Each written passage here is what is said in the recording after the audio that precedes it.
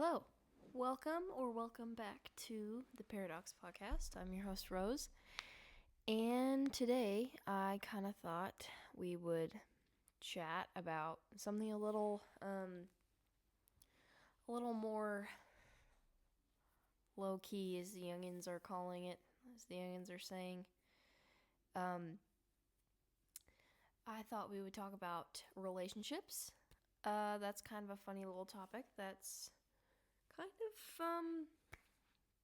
seems to be a really big thing for everyone in my age group. Personally, I've never been in a relationship before, and I don't see myself being in a relationship anytime soon. But I kind of just wanted to talk about what it's like being a teenager, especially seeing all of my friends in quote unquote serious relationships where they're dating. It's not like they're just friends or something like that. It's jumping right into it. It's crazy. It's crazy to me because honestly, I still feel like I'm 10 years old sometimes. I don't feel like I'm in high school. I don't feel like I'm getting ready to graduate in the next year. I don't feel old enough to say that I can do that. I remember being younger and thinking that was so old. But now come around and here I am, and I don't feel ready in any sense of the word. So, that being said, I think it's kind of strange, not strange necessarily to say, but it's just different for me to see other people my age also realizing they're not actually that old after all, being the same age as me or younger, and they're in romantic relationships. It just seems different. If you're hearing any kind of noise in the background, my sister's playing piano upstairs. But first of all, not to say desiring a relationship is so normal. Everyone wants to be in a relationship right now. That is normal. I like someone personally right now. That's very, very normal. It's kind of built into us as humans. We desire to love and to be loved. That's very normal. But I feel like as the years have gone by, decades even, relationships have gotten a lot more, what's the word, misconstrued? Complicated? Maybe? You think about the 60s. Did your grandma, did she experience what it was like to be in a situationship? Did she even know what that concept meant? Like, the thing is, kids, because we've all grown up, our generation is the first generation to completely grow up online. We've kind of lost the idea of how to properly interact with other people in a social environment where we can say the right things and learn and progress in our social maturity. Instead, we've been kind of attached to our phones, and that's been the majority of our social connection for years.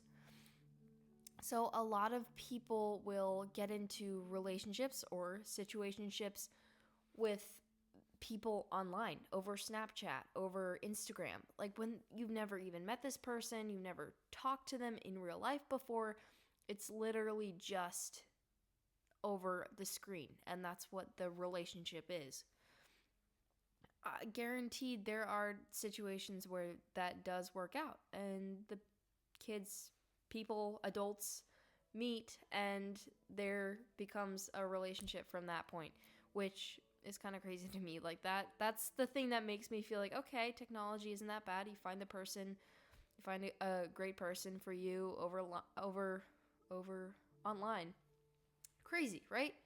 But at the same time, that opens so many doors for so many dangers and so much hate that we're just not meant to handle from someone we've never seen before. You know, we're made for human interaction, and usually people aren't going to say horrible things to your face, but they can do that online, and that gives them power to say whatever you want. If you turn someone down, I've seen this firsthand. Secondhand, if my friend is interacting with someone online and turns them down, cussed out the door. Like, people wouldn't say that. Some people may, but most people aren't going to say that to your face. Like, if you're standing in front of that person, they're not going to be like spewing out horrible insults right there. So I'm sure some people will. But hiding behind a screen makes it so much easier to say whatever you want about a person. Same thing goes with online dating and stuff like that. If that's what your relationship is, so much can unfold just from that holds so much value to one person and none to the other. So much could be said or communicated without actually saying or communicating something to that person's face. So you can be in a relationship with someone, but not even know who they are. All that to say, like, sure, you can meet someone online and then you kind of grow and then you end up meeting them in real life. That's a thing that's happened.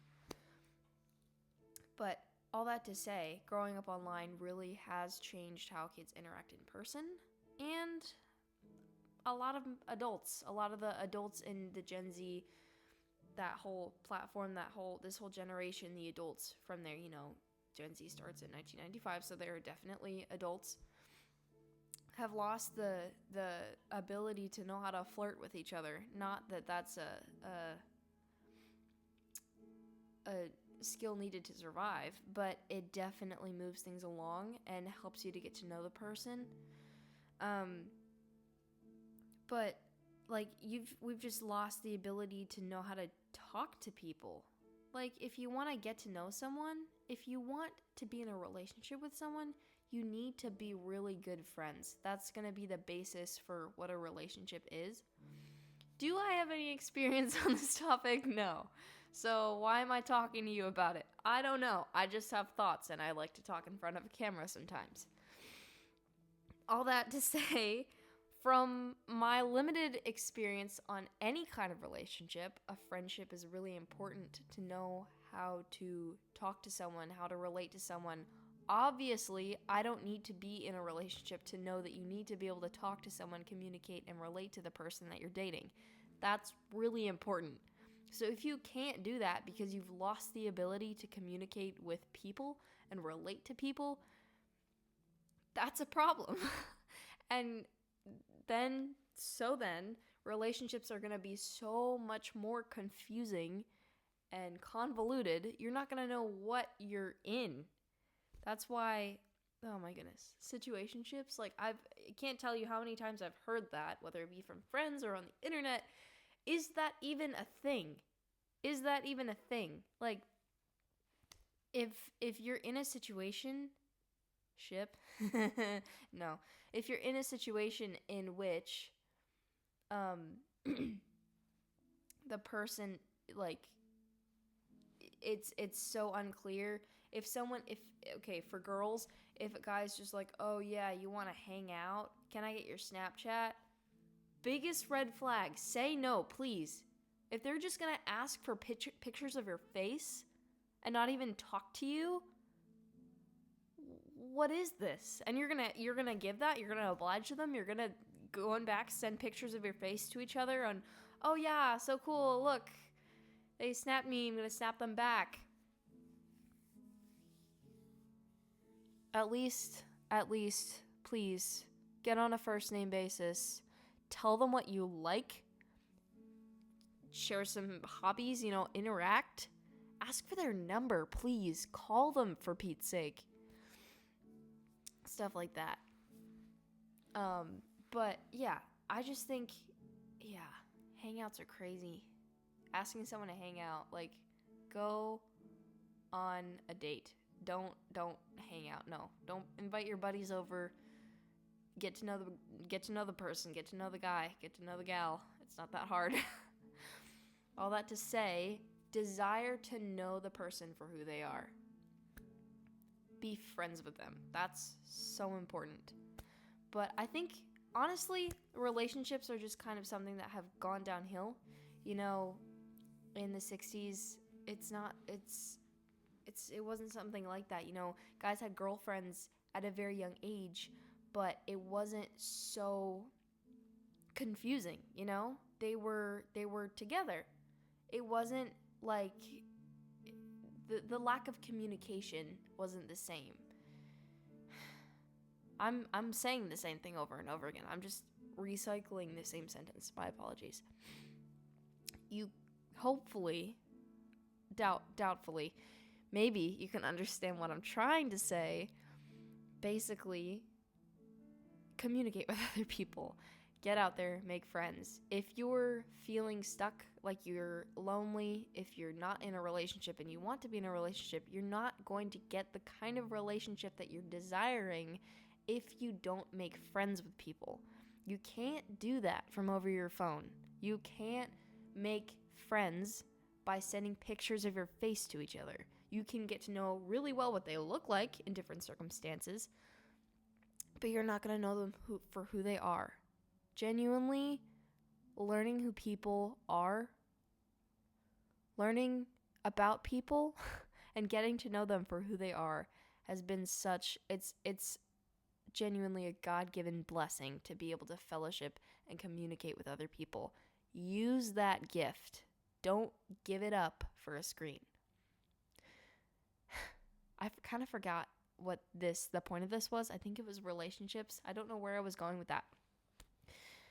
Obviously, this being the third podcast on my channel, they've all been very, very all over the place. So if you're watching this, thank you for watching this, and hopefully to some degree, this can kind of be a communication, maybe get to know some of my thoughts, obviously, and maybe share some of yours, and maybe we can become friends of our own. Thank you.